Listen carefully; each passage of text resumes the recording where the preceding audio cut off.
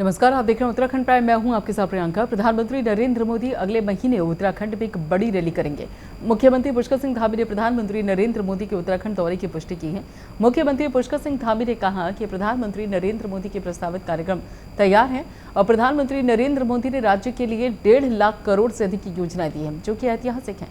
प्रधानमंत्री नरेंद्र मोदी के नेतृत्व में केंद्र सरकार के 9 साल का कार्यकाल पूरा होने पर 30 मई से 30 जून तक प्रदेश में महाजनसंपर्क अभियान चलाया जाएगा और अभियान के तहत जून में पीएम मोदी की उत्तराखंड में एक बड़ी रैली होगी, जिसके लिए सरकार और संगठन ने तैयारी शुरू कर दी है।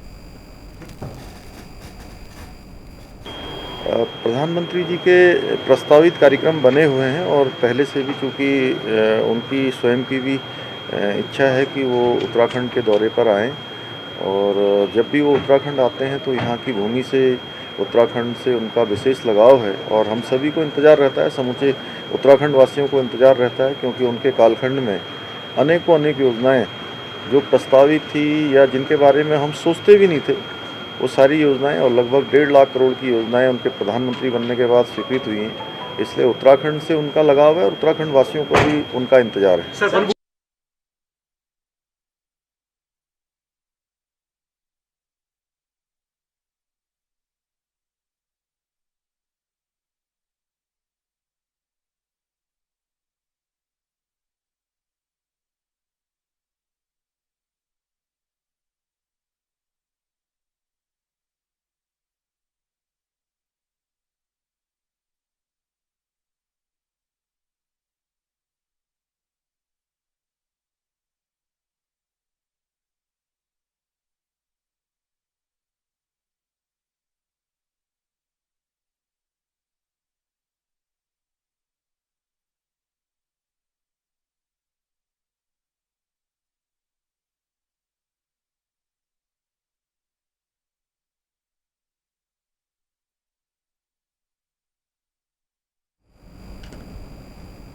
मुख्यमंत्री पुष्कर सिंह धामी ने राज्य की सरकारी जमीनों पर अवैध अतिक्रमण करने वालों को सख्त हिदायत दी।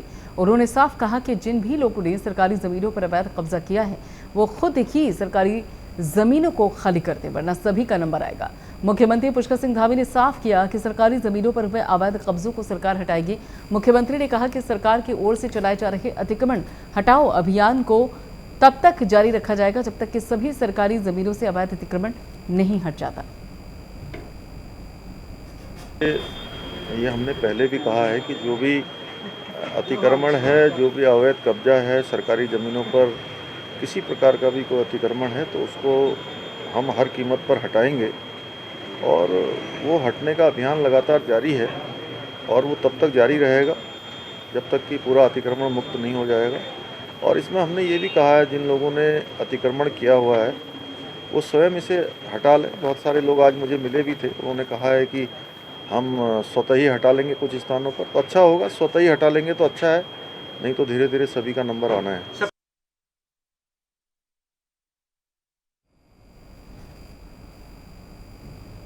केदारनाथ धाम में लगातार हो रही बर्फबारी के बाद सरकार ने दर्शन के लिए नए पंजीकरण पर 25 मई तक रोक लगा दी है। मुख्यमंत्री पुष्कर सिंह धामी ने इस संबंध में कहा कि श्रद्धालुओं की सुरक्षा को ध्यान में रखते हुए निर्णय लिया गया।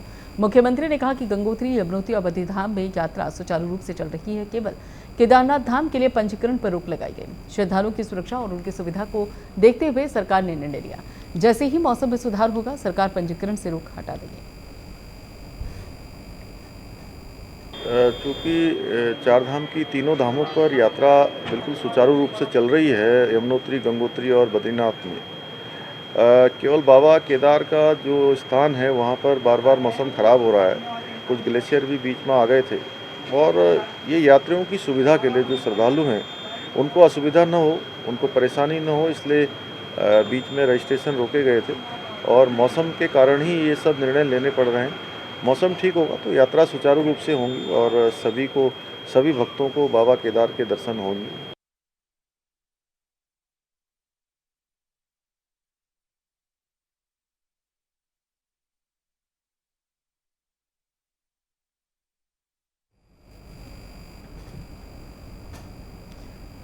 देहरादून में शहरी विकास मंत्री प्रेमचंद अग्रवाल ने अफसरों को G20 बैठक में जुड़े कार्यों को 20 मई तक पूरे करने के निर्देश दिए।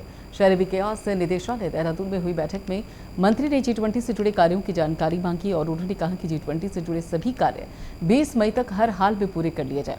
उन्होंने शहरी विकास विभाग के साथ ही नगर निगम, नगर पालिका और पंचायतों को सड़क, पेयजल, स्ट्रीट लाइट और जानकी सेतु कार्यों को समय पर पूरा करने के निर्देश दिए। उन्होंने निकायों में सफाई पर विशेष ध्यान देने के भी निर्देश दिए। देखिए, आप जानते हैं जिस प्रकार से G20 का कार्यक्रम बिल्कुल अब हमारे नज़दीक है जी, उसको लेके जो मेरे विभाग की तरफ से काम होने हैं उसकी समीक्षा की है। और हमारे यहाँ 6 निकाय पड़ते हैं जो इस रूट पे रहेंगे, जो आंशिक या पूर्ण रूप से उसमें शामिल है। जैसे डोईवाला है, ऋषिकेश है, मुनि की रेती है, जौंक है, नयनगर है और तपोवन है। इन 6 के 6 निकायों में हम लोग किसी न किसी रूप में काम कर रहे हैं। जैसे आप समझिए कि हमारे यहाँ सड़क का काम है, बिजली का काम है, पोल लगाने का, सफाई का काम है और गौशाला का एक मॉडल बनाने का काम है और उसी प्रकार से कुछ यंत्र खरीदे जाने हैं। ये सब प्रकार के काम की जो समीक्षा मेरे द्वारा की गई, तो लगभग मैं ये कह सकता हूँ कि हम बिल्कुल अंतिम चरण में हैं, यानी कि हम लगभग सारे काम हमने कंप्लीट कर लिए हैं। जो शेष काम कुछ थोड़े बहुत बचे वो 2-3 दिन में हम पूरा कर लें। उत्तराखंड शासन में वरिष्ठ IAS पंकज पांडे के बेटे ने ICSE बोर्ड की इंटरमीडिएट परीक्षा में 99% मार्क्स लाकर उत्तराखंड में तीसरा और स्कूल में पहला स्थान प्राप्त कर प्रदेश का नाम रोशन किया। अर्नब अपनी सफलता का श्रेय अपने गुरुजन, माता पिता और बहन को दिया और अर्नब के पिता IAS अधिकारी के साथ साथ डॉक्टर भी हैं और इन्होंने अपने बेटे को आगे मेडिकल लाइन में जाने के लिए भी प्रेरित किया। लेकिन अर्नब इससे इतर इंजीनियरिंग के क्षेत्र में जाना चाहते हैं। अर्नब ने अपने जूनियर छात्र छात्राओं से ये अपील की है कि अगर आपको सफल होना है तो मोबाइल से दूरी बनानी पड़ेगी। IAS पंकज पांडे के बेटे ने बाजी मारी और अर्नब पांडे ने 10वीं कक्षा में टॉप किया है।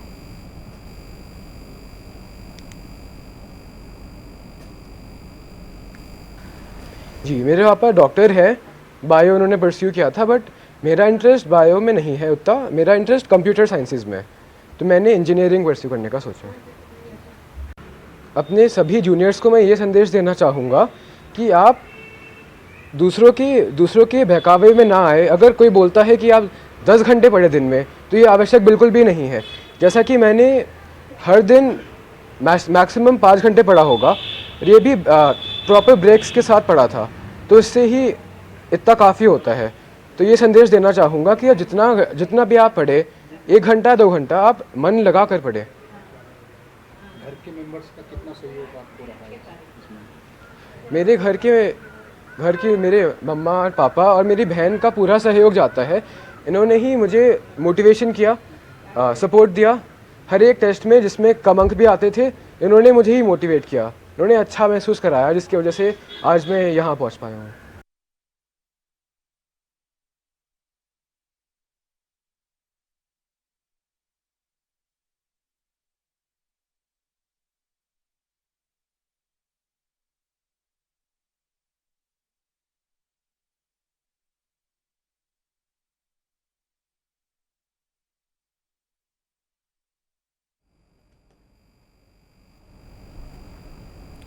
ऋषिकेश क्षेत्र में 20 मई तक शहरी विकास से जुड़े कार्य पूरे किए जाएंगे। G20 के तहत उत्तराखंड को मिले कार्यक्रमों को लेकर सरकार ने अपनी तैयारियां तेज कर दी हैं। ऋषिकेश में प्रस्तावित कार्यक्रम के दृष्टिगत 6 नगर निकायों में शहरी विकास विभाग विभिन्न कार्य करा रहा है। विभागीय मंत्री प्रेमचंद अग्रवाल ने अधिकारियों के साथ इस संबंध में समीक्षा बैठक की। शहरी विकास मंत्री ने अधिकारियों को निर्देश दिए कि बचे हुए कार्यों को जल्द से जल्द पूरा किया जाए। G20 सम्मेलन को लेकर ऋषिकेश तैयार। सरकार ने अपनी तैयारियों की तेज अधिकारियों को दिशा निर्देश दिए हैं और कार्यों को जल्द पूरा करने के आदेश दिए हैं।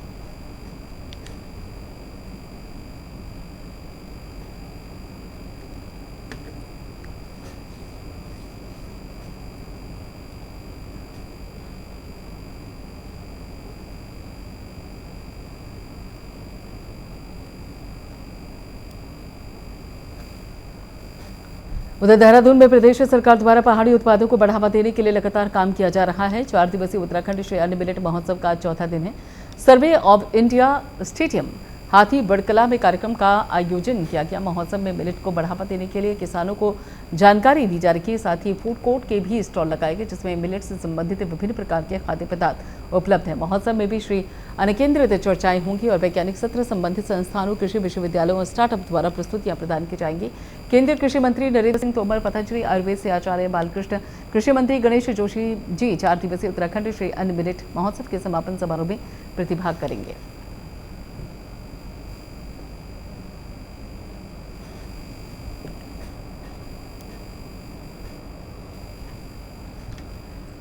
देहरादून स्थित शासकीय आवास पर महिला सशक्तिकरण एवं बाल विकास विभाग मंत्री रेखा आर्य ने विभागीय अधिकारियों के साथ महत्वपूर्ण विषयों के संबंध में बैठक की। बैठक में मंत्री रेखा आर्य ने विभाग में अभी तक किए जा रहे कार्यों और प्रस्तावित प्रस्तावों के बारे में जानकारी ली। कैबिनेट मंत्री ने बताया कि कल महिला स्वरोजगार योजना की घोषणा में यह निर्णय लिया गया है कि अब महिलाओं को स्वरोजगार हेतु बेहद सस्ती दरों पर ऋण उपलब्ध करवाया जाएगा, जिससे कि वहां पर अपना कोई भी स्वरोजगार शुरू करने के साथ ही अपनी आर्थिक स्थिति को भी मजबूत कर सके।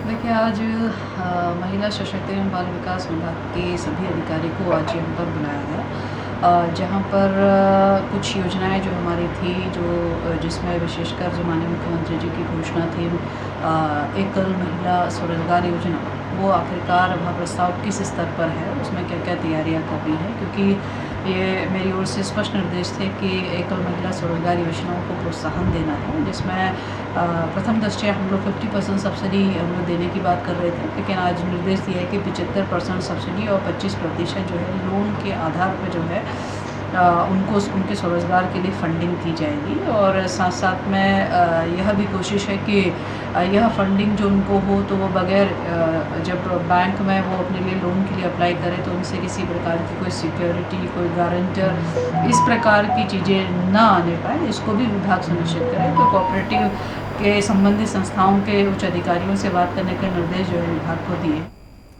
दिल्ली के जंतर मंतर पर बीते 1 महीने से धरने पर बैठे पहलवानों के समर्थन में आज कांग्रेसियों ने लालकुआ के तहसील प्रांगण में पहुंचकर भाजपा सांसद और कुश्ती संघ के अध्यक्ष बृजभूषण शरण सिंह के खिलाफ जमकर नारेबाजी की। इस दौरान कांग्रेसियों ने राष्ट्रपति के नाम ज्ञापन भी सौंपा। वहीं पर कुश्ती संघ के अध्यक्ष और बीजेपी सांसद बृजभूषण सिंह के खिलाफ FIR दर्ज कर जल्द गिरफ्तारी करने की मांग की गई। साथ ही उन्होंने बृजभूषण सिंह के सांसद सदस्यता खत्म किए जाने की भी मांग रखी।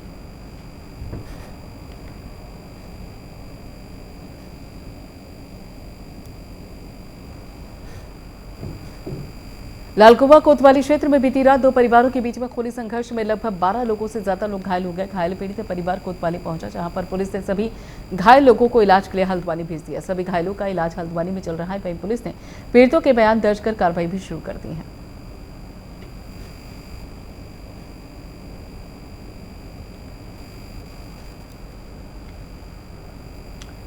रुड़की के थाना भगवानपुर थाना क्षेत्र में पुलिस और बदमाशों के बीच में मुठभेड़ हो गई। मुठभेड़ के दौरान 2 बदमाशों को गोली लगी और भगवानपुर थाने की सीमा के पास पुलिस की पशु तस्कर बदमाशों से मुठभेड़ हो गई। जंगल में बड़े पैमाने पर गौकशी कर रहे थे, जिसकी सूचना पुलिस को मिली थी। और वहीं पर 3 दिन पहले बहादुराबाद क्षेत्र में भी पशु तस्करों से पुलिस का आमना सामना हुआ। फिलहाल 3 बदमाश मौके से फरार हो गए हैं। पुलिस मामले की जाँच पड़ताल में जुट गई है। बुग्गाला थाना क्षेत्र में सूचना प्राप्त हुई थी, ये अर्ली मॉर्निंग जो है काफ़ी, तो उसमें जो है भगवानपुर पुलिस बुग्गाला और हमारी कैसोजी CIU की जो टीम है रुड़की की, ये पूर्व में अभी जो बहादुराबाद में अभी हुआ था इनकाउंटर, उसके अभियुक्त की तलाश में भी टीम लगी हुई थी। तो सूचना के आधार पर जब गाँव में गए तो वहाँ पर काफ़ी सारे ऐसे मवेशी मिले जो बंधे हुए थे और वहाँ पर 4 से 5 लोग करीब बताए गए थे, क्योंकि वो काफ़ी खेत वगैरह थे वहाँ पर। तो जब उनकी घेराबंदी की गई तो भागे। उससे भागने पर 2 बदमाशों को, जो एक चांदपुर का रहने वाला है इसमें आस मोहम्मद, ये इस पर 4-5 मुकदमे दर्ज हैं। साथ ही साथ इसमें भगवानपुर का रेहान है, जिस पर हिस्ट्री शीटर भी 8 मुकदमे दर्ज हैं। गौकशी के भी अन्य मुकदमे भी दर्ज हैं। तो इनके 2 लोग के इसमें भागने के दौरान जो जवाबी कार्रवाई में गोली लगी। 3 लोग इसमें फरार है। तो अभी वो कॉम्बिंग चल रही थी, इसीलिए हम लोग वहाँ पर सभी अधिकारीगण वहाँ पर थे और अभी भी फोर्स लगा हुआ है। उधर किच्छा में आज तहसील दिवस पर मुख्य विकास अधिकारी विशाल मिश्रा और SDM के समक्ष कुल 52 शिकायतें आई, जिनमें से 10 का मौके पर ही निस्तारण कर दिया गया।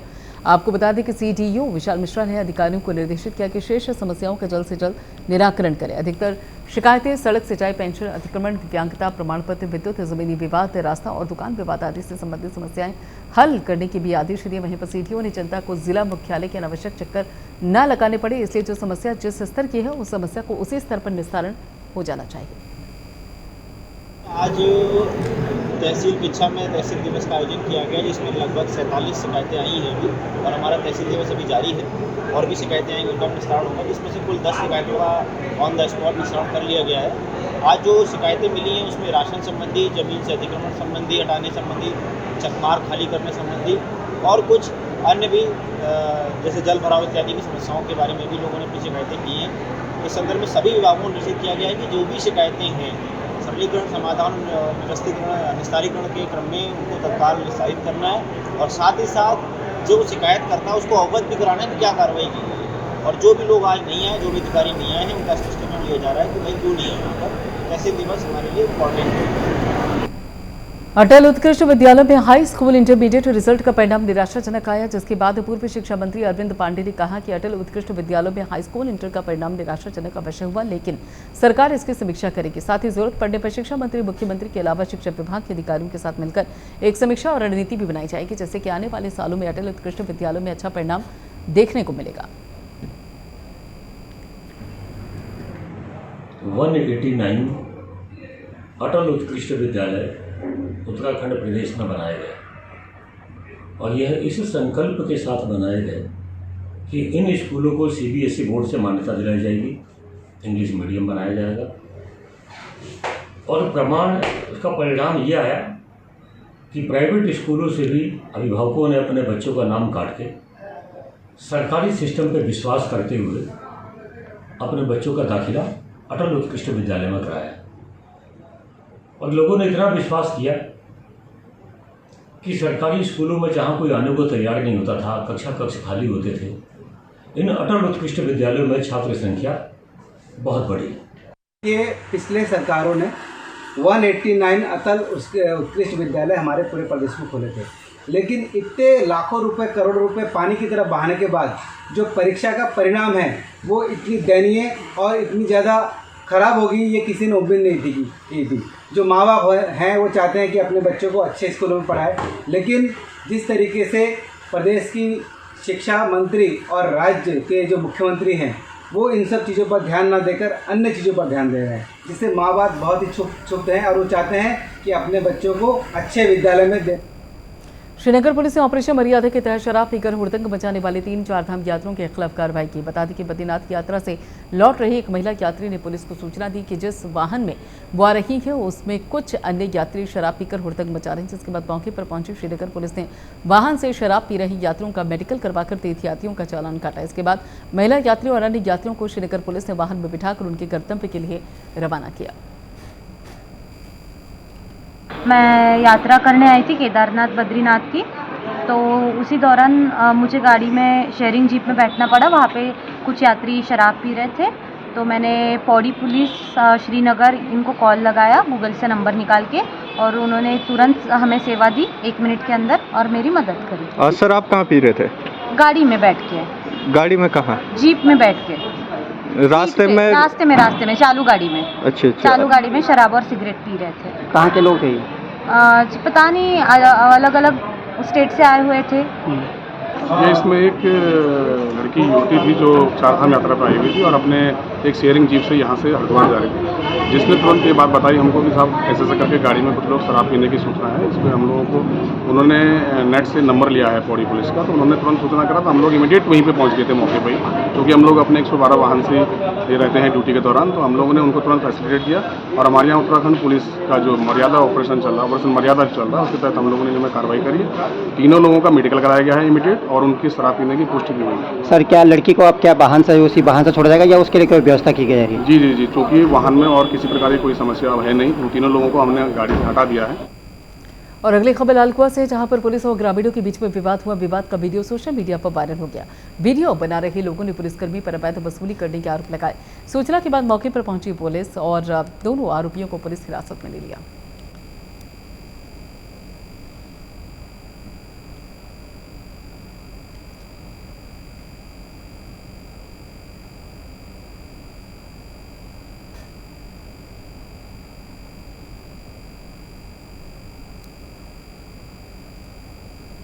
मसूरी माल रोड पर 7 करोड़ की लागत से पुनर्निर्माण और सौंदर्यीकरण के कार्य में हो रही लापरवाही को लेकर लोगों में भारी आक्रोश है।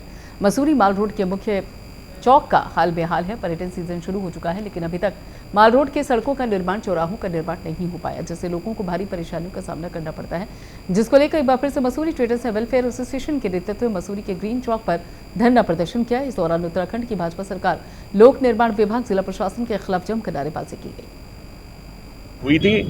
29 जनवरी को कार्य शुरू हुआ था और ये कहा गया था कि 31 मार्च तक कार्य पूरा हो जाएगा, लेकिन 31 मार्च के बाद 20 अप्रैल की तिथि दी गई, फिर 30 अप्रैल की तिथि दी गई और आज 15 मई होने के बावजूद, हमारे इतने विरोध के बावजूद, इतने निवेदन के बावजूद अभी तक सरकार द्वारा, जिला प्रशासन द्वारा कोई ठोस कदम नहीं उठाए गए हैं। रोडों का रखरखाव नहीं किया जा रहा है, जगह जगह मलबे के ढेर है, जगह जगह रोड खुदी हुई है। आज 2 गाड़ी मेन रोडों में धंस गई हैं, जगह जगह कलवट खुल रहे हैं। पूरी मसूरी का बदहाल है, पर्यटक परेशान है, व्यापारियों का शोषण हो रहा है, नागरिक चोटिल हो रहे हैं, बच्चों को स्कूल आने जाने में परेशानी हो रही है। मसूरी की पर्यटक नगरी की जो श्रेणी में उनकी छवि आती है, मसूरी की विश्व प्रसिद्ध छवि, वो दुर्मिल हो गई है। सोशल मीडिया पे मसूरी को बदनाम किया जा रहा है। पुष्कर सिंह धामी सरकार का धन्यवाद देता हूं कि उन्होंने कई वर्षों से हमारी जो पुरानी मांग थी पेयजल लाइन को, उसको पूरा किया। केंद्र सरकार का इस बात का धन्यवाद है कि उन्होंने जो है सेंटर से पैसे भेजा। उसके तत्पश्चात ये हुआ कि हमें पिछले 2 दिन में पानी देखने को मिला, सुनने को मिला कि पानी मसूरी पहुंच गया, उसका धन्यवाद। सीवर लाइन पूरे शहर में बिछा दी गई, उसके लिए उत्तराखंड सरकार का धन्यवाद, पुष्कर सिंह धामी का धन्यवाद, हमारे गणेश जोशी जी का धन्यवाद। साथ में एक रिक्वेस्ट व्यापारियों की तरफ से मैं करना चाह रहा हूँ कि आम व्यापारी ने पूरा सहयोग दिया है मसूरी के सौंदर्यीकरण के लिए। अब चूंकि सीजन सर पर है, हर दुकानदार ये चाहता है कि इस काम को यहीं पर रोक दिया जाए और 2 महीने सबको काम धंधे, चूंकि ये हिल स्टेशन है, 2 महीने सबको काम धंधा करने दिया जाए, उसके बाद पुनः सरकार के साथ रहेंगे। हरिद्वार की मेयर अनिता शर्मा और पार्षदों ने नगर निगम की जमीनों पर किए गए अवैध कब्जे को खाली कराया। उत्तराखंड के सीएम पुष्कर सिंह धामी के निर्देश पर सरकारी भूमि को खाली कराने का कार्य किया जा रहा है। वहीं पर हरिद्वार जिला प्रशासन भी सरकारी भूमि पर किए गए अवैध कब्जों को हटाने का काम कर रहा है। मेयर और पार्षद गणों ने सरकार और प्रशासन पर आरोप लगाते हुए कहा कि सरकार को चुनिंदा लोगों को निशाना बना रही है। हरिद्वार की मेयर अनिता शर्मा का कहना है कि पिछले 2 सालों से उत्तरी हरिद्वार नगर निगम की भूमि पर एक आश्रम द्वारा अवैध कब्जा किया हुआ था, जिसको लेकर आज मेयर और पार्षदों ने हटाने का काम किया। जो काम अधिकारियों को करना चाहिए था, वो काम स्वयं हमें करना पड़ रहा है। ये आप देखो ना, 2 साल से ये कब्जे हो रखे हैं और ये किसकी साठ गांठ है वो सबको पता है। मैं कहूँगी कि यार तो देखो, मुख्यमंत्री जी का भी बयान है कि सरकारी ज़मीनों पे से कब्जे हटने चाहिए, तो उनका ही हम आज्ञा का पालन कर रहे। आज्ञा का पालन इन लोगों को करना चाहिए था, अधिकारियों को। आज वो हमने स्वयं कराया है, पार्षद हमारे साथ में है, तो इसलिए हम आज इसको अपना निगम की ज़मीन को बचाने आए हैं, क्योंकि हम जनता ने। चलिए फिलहाल इतना ही। बाकी खबरों के लिए आप जुड़े रहिए प्राइम न्यूज़ के साथ।